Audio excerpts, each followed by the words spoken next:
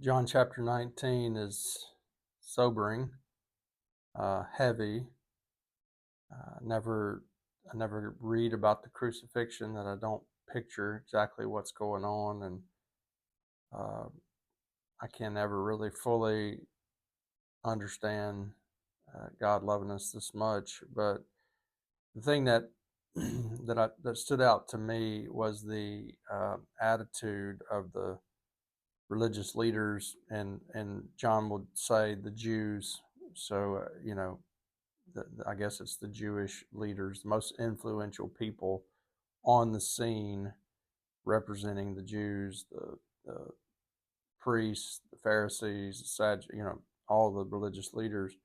They were all unified that Jesus, on the concept that Jesus had to go. But when you read through the chapter, of course, this is a progression because throughout John, he has highlighted how committed the Jews are and the religious leaders are, in particular, to stop the Jesus movement, right? Like telling people if you see him, let us know, we're going to arrest him.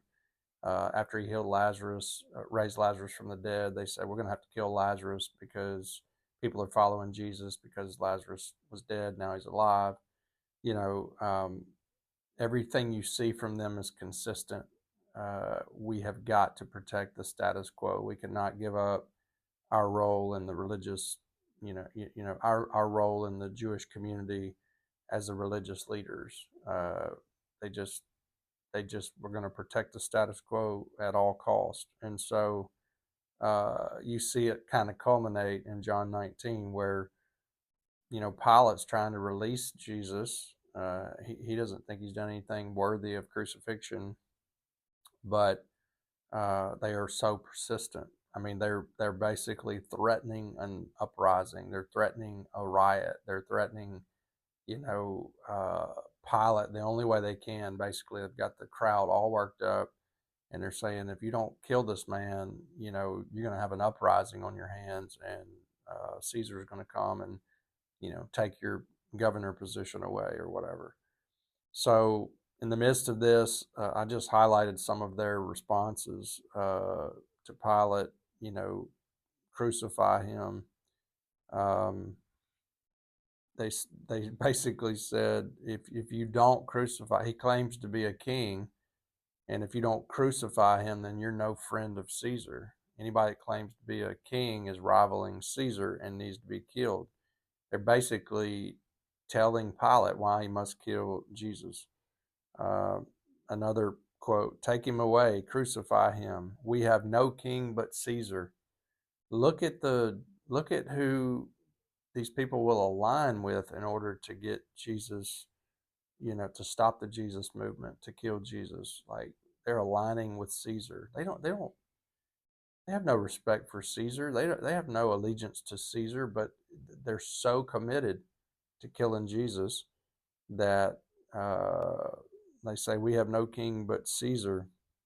And then the next time you see the Jews referred to is at the end, after Jesus and the other two that were crucified, or well, we don't know if they were dead or not, but Jesus was dead already, and they say, um, the Jews say to the soldiers, "We need you to break the legs of these criminals, you know, those that are being crucified, break their legs so they'll die quicker, and the suffering won't be dragged on much longer because the Sabbath is about to start, and we don't want to soil the Sabbath." So here you see again their obsession with religion and the Sabbath and rules and the system they have created, and no one can follow because it's so regimented. So these people are committed. They're all in. They are protecting the status quo. Jesus has got to die. And I just it's unbelievable to me how committed they are. I know it had to happen. I know all of this fulfills prophecies. It was not the first time the Jews rejected uh, a deliverer that Jesus that God sent. this is the ultimate because it's God's son. But I guess for me, the takeaway is, and maybe this is a stretch on interpretation, but for me, the takeaway is uh, this is how attached the human heart can get to status quo. What you see in church circles sometimes is a love for religious traditions. Could be organs or hymns or choir robes or carpet or buildings or the way we used to do something, this program or that program, and we can become so attached to the status quo that we forget what was even the purpose of that, and it is doing that fulfilling our purpose.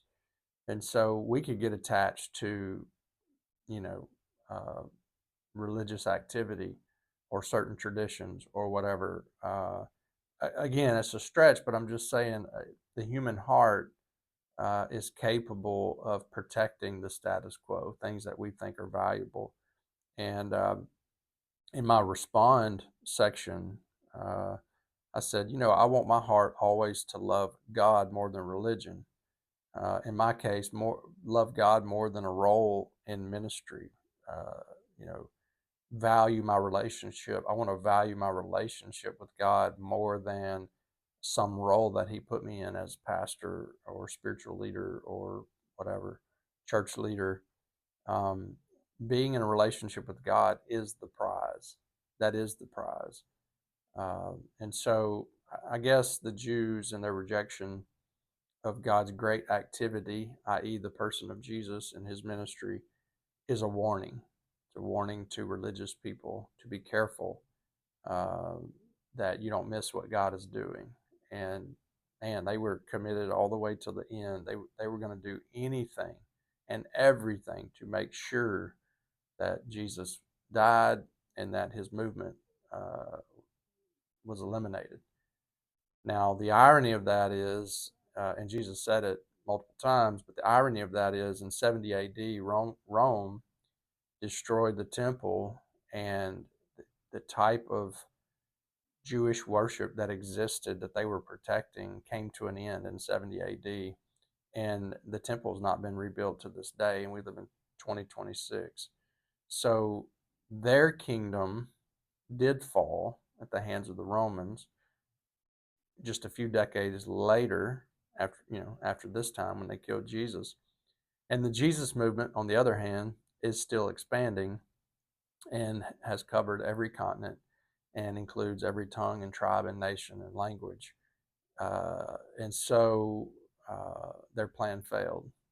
And so it's also a reminder that whatever my life is about, whatever my plans are, they need to be in sync with God's plan, because God's plan is going to come to fulfillment. And so, um, Jesus is coming back. He's going to establish, he's going to take his church for 7 years, and then he's going to come back with his people and establish 1,000-year reign on the earth, and then usher in a new heaven and new earth. These are the things that are going to happen. And I want to make sure my life is in sync with what God is doing and going to do. And here the Jews are very much out of sync. They could have said, hey, this is our Messiah, and followed him. And a few did, but in mass, they rejected their Messiah.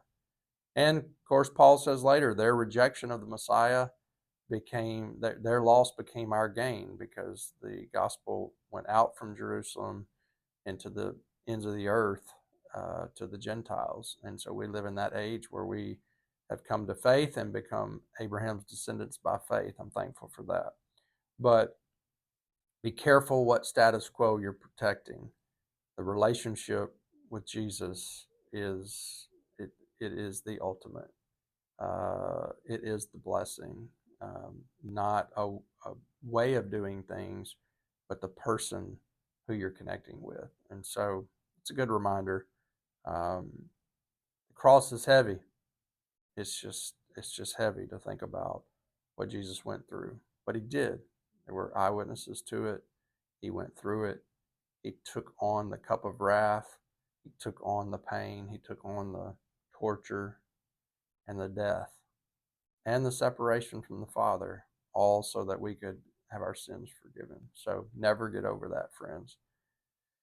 And we'll see you in John chapter 20.